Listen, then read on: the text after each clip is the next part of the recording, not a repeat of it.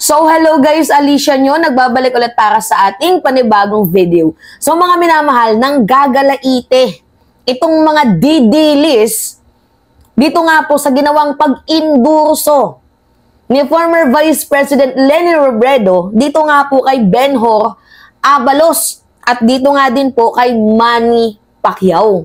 So, mayroon ako nakitang comment, inendorso ni Leni si Manny Pacquiao, pares lang naman silang lutang. Inendorso ni Leni Robredo itong si Benhur Abalos, pares lang naman silang walang nagawa. Wait, mga minamahal. Ganyan po talaga yung typical mindset ng mga DDS. Ang puro lang pambabatikos. Alangan naman, mag-endorso itong si Vice President Leni Robredo nang hindi maka-Pilipinas. Guys, 2025 na. Please naman, character development. Kahit pa paano, it's not about the political color. It's about the person na makakatulong sa ating bayan. Mas kilala ni Leni Robredo itong si Benhur Abalos. Choice nyo din naman kung iboboto nyo si Benhur o hindi eh. 'Di ba? Pero sa akin, syempre sobrang tagal na po na politiko ni Madam Vice President, former Vice President Leni Robredo. And I know na hindi yan mag-endorso ng putyo-putyo lang. Syempre ang i-endorso niya, yung talagang merong maitutulong, merong maiaambag sa buhay nating mga Pilipino. Ang problema nga lang, mga minamahal, talaga nga namang yung trollings ng mga DDS ngayon ay sobra-sobra sa paggawa ng fake news. Alright, ito yung balita, mga minamahal. Leni Robredo binatikos dahil sa pag-endorso kina Pacquiao at Abalos. Alam nyo, ito yung nakakatawa eh. Kung ikaw ay isang diehard na kakamping at ayaw mo na ini-endorso, ayaw mo na i-endorso ni Leni Robredo, itong si Pacquiao or itong si Abalos, para saan pa ang pagsuporta mo ng liwanag sa dilim?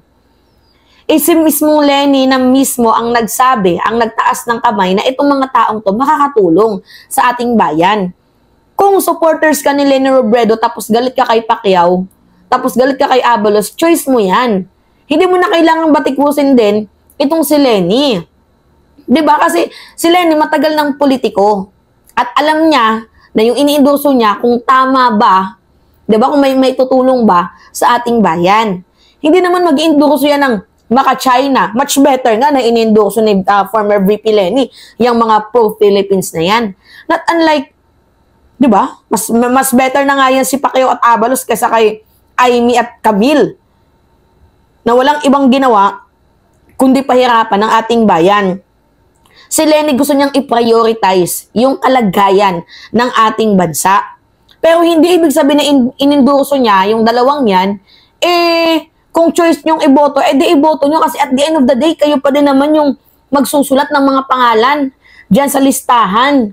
'Di ba? Nang iboboto ninyong kandidato, hindi naman kayo sisilipin ni VP Leni dyan. 'Di ba mga minamahal? Wala namang sisilip sa inyo. Kayo pa din ang magde-decide. It's a guide. 'Di ba, para papunta tayo sa bagong Pilipinas. Para labanan natin ang mga kadiliman. Alright. Sabi dito, naglabas ng sama ng loob ang ilang netizen matapos ang pag-endorso ni dating Vice President Leni Robredo kana senatorial candidate Benhur Abalos at Manny Pacquiao. Sa iba't ibang post ng ADNU Freedom Wall sa Facebook, marami ang nadismaya at nagulat sa desisyon ni Robredo. You've changed.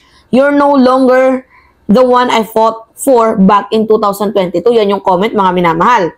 Such a disappointment. Perhaps it's really best that she did not win the presidency. Oh, nako. Talagang grabe yung mga yung mga batikos. From pink to punch, kulay rosas ang bukas, kay Manny tayo lalakas. Sina Abalos at Pacquiao ay parehong miyembro ng alyansang Bagong Pilipinas na iniendorso rin ni Pangulong Marcos Jr. So, ano yung masama doon? Yan yung mga komento nila, mga minamahal, kay former VP Leni Robredo. Alam nyo, kagabi, umattend ako, mga minamahal, ng Kiko rally dyan sa Pampanga. By the way, I just want to share my experience. Kasi, meron ako sa inyong ipapakitang wait lang. Kunin ko Okay. Nandito ako, yan VIP. Alam nyo, gusto kong mag-rant. Sa totoo lang. Kasi mga minamahal, first time in my life na ma-experience ang VIP treatment. Sobrang first time. All access nandun sa backstage. Nakita si Ma'am Shawi, nakita si Sir Kik, si Donnie Panghilinan, and everything else na mga sikat na mga artista.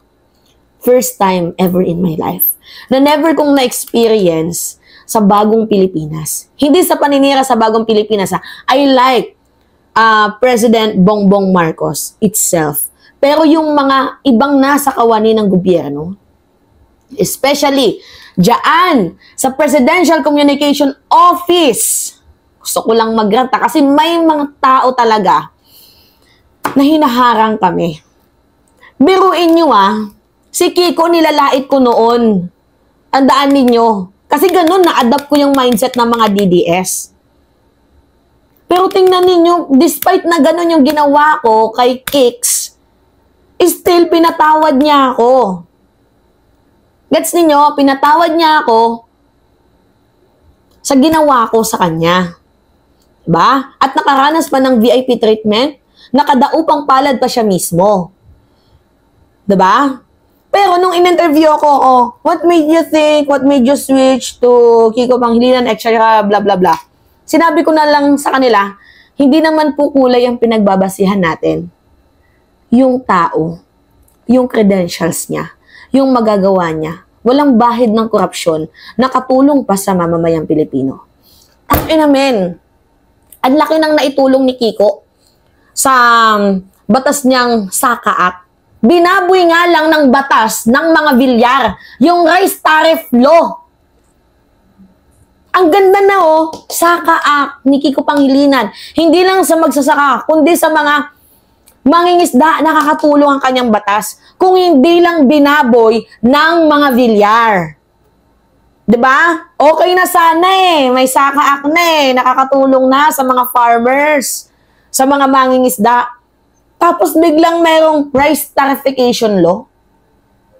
Ano yun?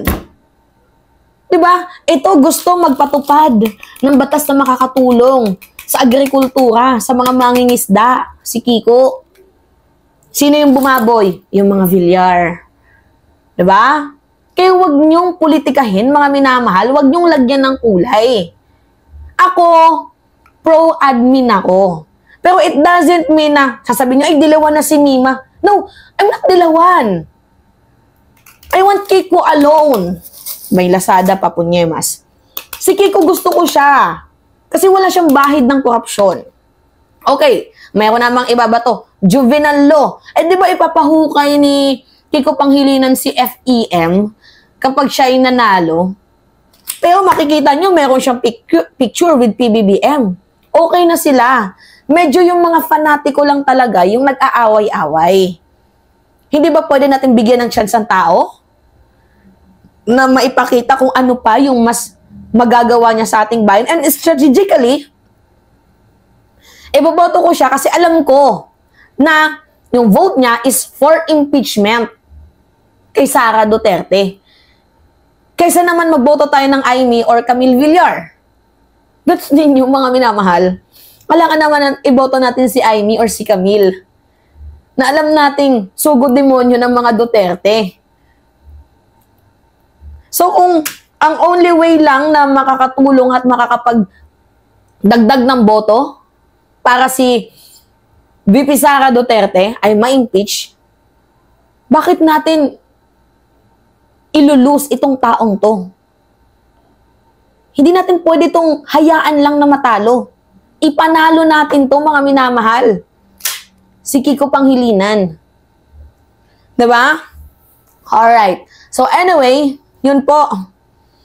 It's me again, Alicia Nyo, at nagbabalik ulit para sa ating panibagong video. Maraming salamat at ingat mga kababayan.